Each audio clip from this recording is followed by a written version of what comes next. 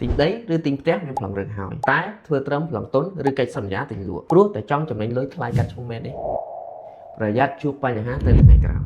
ហេតុអ្វីទី1ដរាបណាឈ្មោះនៅលើប្លង់រឹងប្រព័ន្ធមិនទាន់បដូរជាឈ្មោះរបស់បងប្អូនទេបងប្អូននៅមិនទាន់ក្លាយជាម្ចាស់ពេញច្បាប់នៅឡើយទេទី2បើម្ចាស់ដើមគាត់ស្រាប់តែស្លាប់បាត់ដីនឹងនឹងធ្លាក់ទៅលើកូនចៅរបស់គាត់ដល់ពេលហ្នឹងបងប្អូនត្រូវតែដើរអង្វរកូនចៅគេមកផ្ដិតមេដៃផ្ទៃសឹកឲ្យបើគេព្រមគឺមិនអីទេតែបើគេមិនព្រមគឺដឹងតែរឿងវែងឆ្ងាយ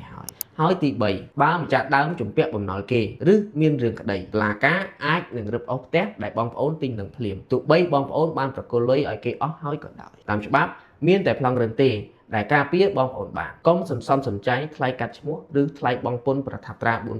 ពេលហើយយកលុយរាប់ម៉ឺនដុល្លារទៅប្រថុយចុច follow ដើម្បីទទួលបានចំណេះដឹងអចលនទ្រព្យល្អៗសូមអរគុណ